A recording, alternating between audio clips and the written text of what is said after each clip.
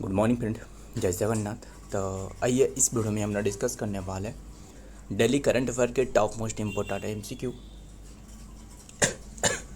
आइए जो भी इम्पोर्टेंट करंट अफेयर है वो सारे के सारे हम लोग डिस्कस करने वाले हैं 12 जून 2026 की। आइए बिना टाइम वेस्ट करें, बिना टाइम गवाए जो भी बातें रहें टू द पॉइंट डिस्कस करें। फर्स्ट क्वेश्चन आपके सामने रहे,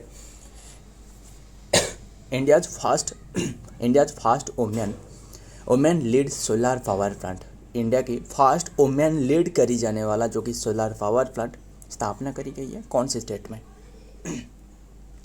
इंडिया की पहला है ये तेलंगाना में। ऑप्शन ए तो राइट आंसर तेलंगाना। क्लियर इतनी सी बात करें सॉरी तेलंगाना के बारे में। कैपिटल तो आपको पता ही होगा हैदराबाद। एंड हैदराबाद बताना कौन सी रिवर के किनारे स्थित है? मोसी रिवर है ना हैदराबाद। एंड सीएम तो पता ही होगा रेवंत रेड्डी। एंड गवर्नर कौन है? गवर्नर जो कि सी प्रताप शुक्ला है ना। ये तो बात पता ही होगा, ये तो स्टार्टिंग बन गया। तब तेलंगाना ने क्या करी जो कि 1 मेगावाट की जो कि कैपेसिटी वाला जो कि सोलर पावर प्लांट स्थापना करी है। एंड ये सारे का सारे लीड करी जाएगी जो कि वोमेन के द्वारा। क्लियर इतनी सी बात। एंड इसमें जो कॉस्ट लगा वो है 3 करोड़। एंड मतलब महीने में जो इसके जो लागत आने वाला है, मतलब इसमें जो प्रॉफिट आने वाला है लगभग 4 to 5 लाख करके। खैर ध्यान में रखिएगा, बस इतनी सी बात ध्यान में रखिएगा कि ये वोमेन के द्वारा लीड करी जा रहा है। एंड इतनी सी बात ध्यान में बात करें तेलंगाना की। तेलंगाना जो स्टेट हुड डे पूछे तो वो 2 जून था ना, 2 जून 2014 को, जो कि तेलंगाना सेपरेट हुए थे आंध्र प्रदेश से, है ना। ध्यान में रखिएगा। एंड काफ़ी बातें रहे। नेक्स्ट देखते हैं, इंडियाज फर्स्ट फुल्ली वुमेन जो कि लीड करी जाने वाला solar power plant was launched in Telangana.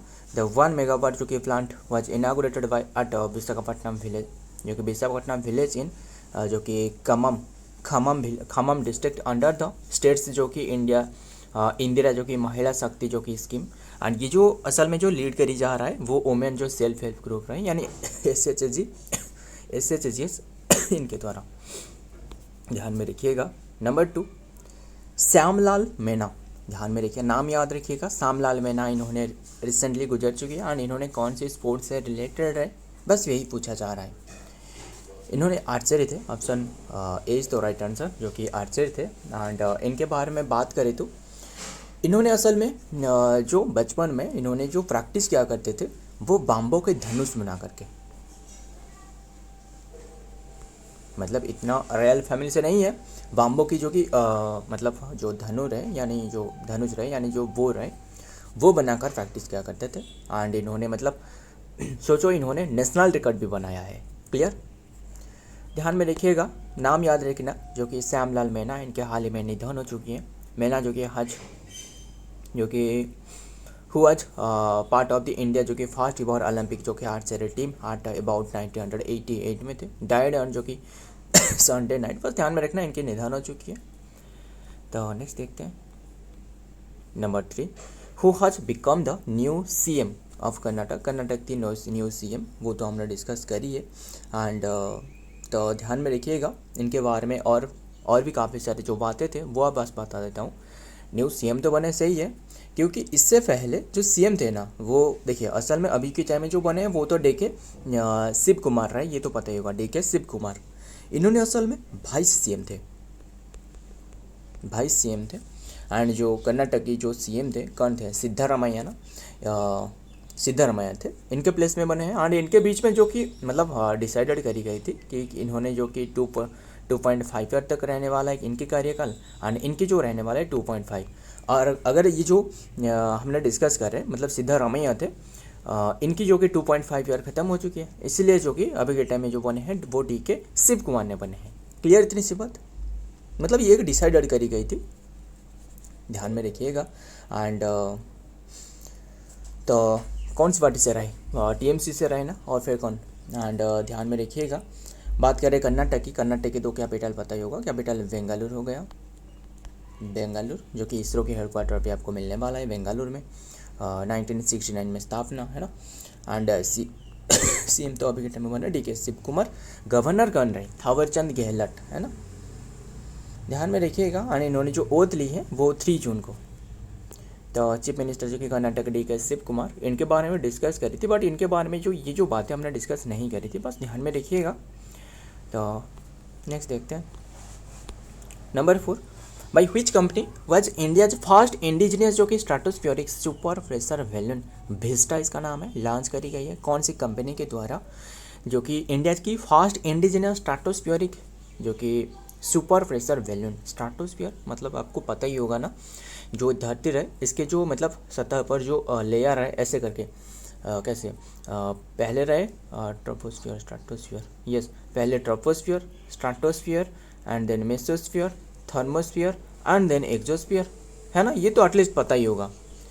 तो ये स्ट्रेटोस्फीयर तक जो कि ये भेजा गया है, जो कि सुपर जो कि प्रेशर बैलून विस्टा नाम करके, ये किसने लॉन्च करी, बस इतनी सी बात, थोड़ी सी बात ध्यान में रखिएगा। क्या है वो तो हमने डिस्कस कर ही लेंगे। रेड बैलून एरोस्पेस के द्वारा ये लॉन्च करी गई है। रेड बैलून एरोस्पेस जो कि एक रेड बैलून एरोस्पेस जो कि प्राइवेट VVT LTD यानी प्राइवेट लिमिटेड, मतलब एक प्राइवेट जो कि कंपनी है, निजी तौर पर कंपनी है, जो कि आंध्र प्रदेश की है। क्लियर इतनी सी बात। देखते हैं इनके बारे में। India first indigenous stratospheric super pressure balloon जो कि विस्टा नाम, इसका विस्टा नाम रहे, was launch by the space tech जो कि स्टार्टअप जो कि रेड बैलून एरोस्पेस इनके द्वारा लॉन्च करी गई है। The launch was part of the जो कि मिशन स्थाना व्हिच जो कि successfully lifted the hydrogen forward जो कि बैलून, ये हाइड्रोजन फॉरवर्ड बैलून है, टू एन अल्टीट्यूड ऑफ रफली 25 किलोमीटर तक ये भेजा गया है। कौन सी प्लेस से, इंदिरा जो कि इंदिरा गांधी स्टेडियम इन विजयवाड़ा है आंध्र प्रदेश की, वहाँ से ये लॉन्च करी गई है। ध्यान में रखिएगा, नाम है Vista. Number 5, according to SRS statistical report, SRS जो कि स्टैटिस्टिकल रिपोर्ट के मुताबिक 2024 रिपोर्ट के मुताबिक that is India total fertility rate कितनी गिरा है।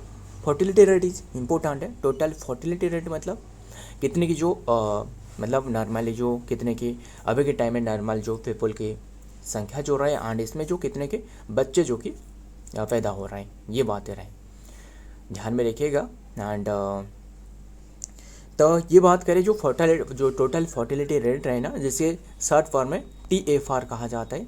देखिए ये है टोटल फर्टिलिटी रेट, और एक होती है टोटल जो मोर्टालिटी रेट है ना, टोटल मोर्टालिटी रेट मतलब जो क्या रहा है इन्फंट, अगर इन्फंट जो IFM इन्फंट मोर्टालिटी, IFM नहीं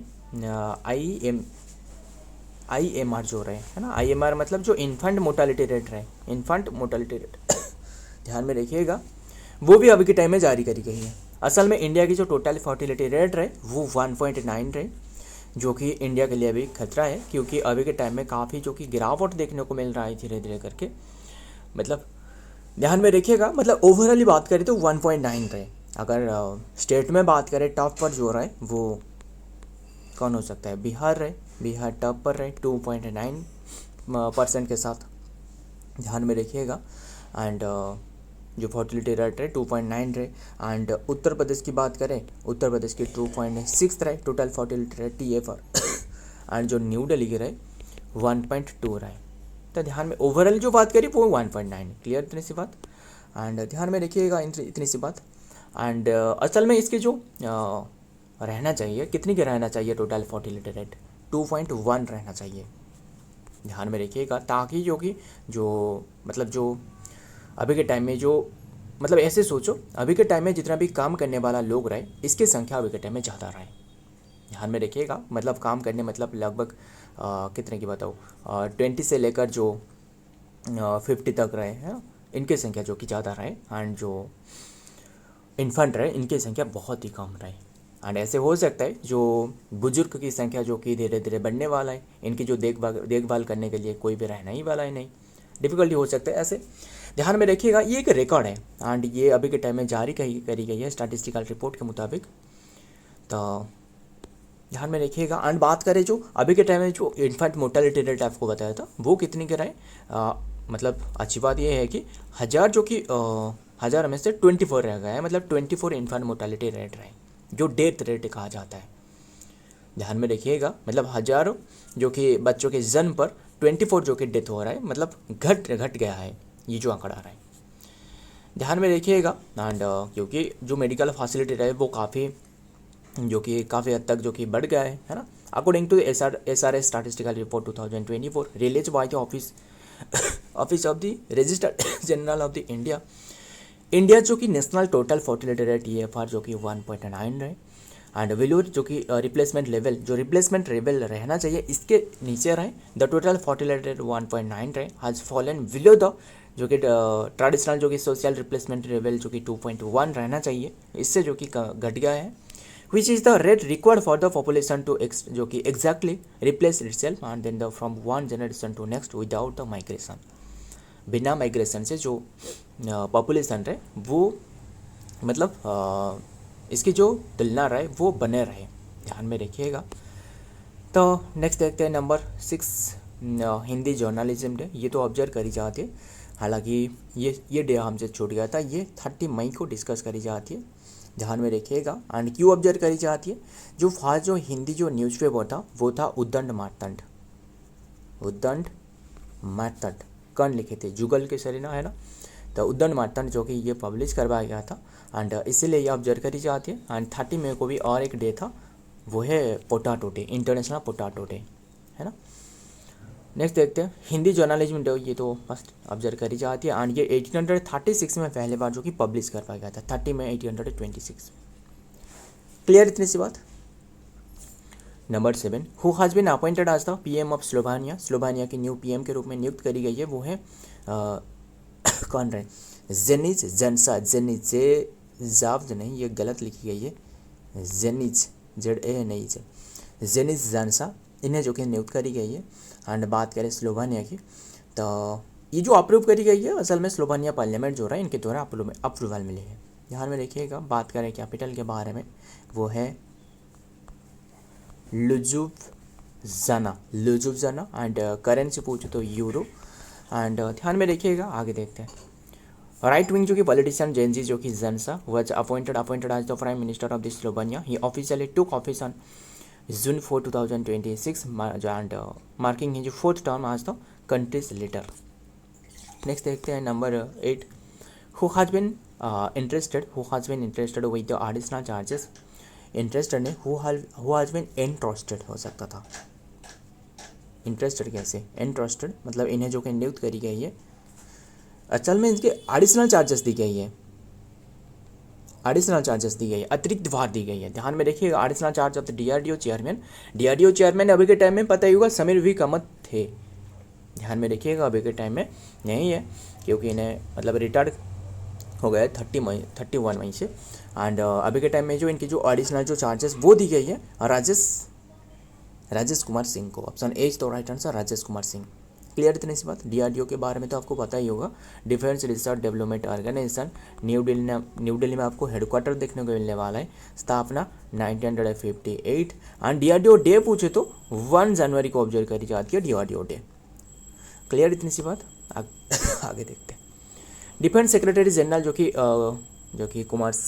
राजेश कुमार सिंह, इन्हें बात नियुक्त करी गई है, मतलब एडिशनल चार्जेस दी गई है इन्हें। क्लियर इतनी सी बात। Security of the department of the defence research development organisation, ध्यान में रखिएगा सारे के सारे बातें। आगे देखते हैं number 9 how much budget has been released for the Sarthak PDS scheme. पहले ये समझना सार्थक PDS स्कीम है क्या। PDS मतलब यही है कि PDS मतलब पब्लिक डिस्ट्रीब्यूशन सिस्टम, मतलब ये जो राशन की जो कि बंटवारा करी जाती है, ये है जो राशन दी जाती है। इसमें अभी के टाइम में जो कि इसे सही से जो कि कंडक्ट करने के लिए कितने की जो कि इसमें वोट रखी है, मतलब कितने की कास्ट रही है, ये रहे जो कि 25,530 करोड़ करके। क्लियर। पब्लिक डिस्ट्रीब्यूशन सिस्टम यानी PDF एंड ध्यान में रखिएगा। देखते हैं डिटेल में। द यूनियन कैबिनेट अप्रूव करिए टोटल जो कि central financial outlay of the 25,530 crore for the Sarthak PDS जो कि scheme. This budget will be distributed over A 5 year term के लिए डिस्ट्रीब्यूट करी गई है एंड रनिंग ऑफ द मार्च 31, 2031 से लेकर ये मतलब शुरुआत होने वाला है। 10 last question. What is the theme of the world milk day. World milk day की जो थीम था वो था celebrating women farmer. Option C is the right answer, women farmer. ध्यान में रखिएगा, मतलब वुमेन की जो एम्पावरमेंट है। अगर मिल्क के बारे में डिस्कस करें, अगर आपको पूछा जाए मिल्क में टॉप कौन सी कंट्री रहे, कंट्री की बात कर रहा हूँ, इंडिया रहे टॉप पर मिल्क प्रोडक्शन में। एंड अगर स्टेट की बात करें, उत्तर प्रदेश टॉप पर रहे एंड दूसरे पर राजस्थान रहे, तीसरे पर मध्य प्रदेश रहे। क्लियर इतनी सी बात ध्यान में रखिएगा। एंड ये इंटरनेशनल मिल्क डे है, क्लियर, ऑब्जर्व करी जाती है 1 जून को ऑब्जर्व करी जाती है।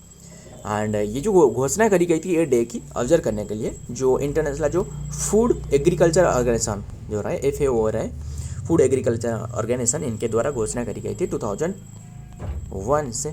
Clear. And national milk day पूछे तो ये तो world milk day, national milk day पूछे तो 26 नवंबर, भार्गेस कुरियन की बात डे। देखते हैं डिटेल में, वही लिखिए the global theme of the world milk day, जो कि celebrating women's farmers. So friend, आज की ये सारे के सारे क्वेश्चन रहे। वीडियो पसंद आए तो वीडियो को लाइक करना, दोस्त याद शेयर करिएगा। मिलता हूँ और एक वीडियो में और एक इंपॉर्टेंट MC के साथ। तब तक के लिए जय हिंद, जय जगन्नाथ।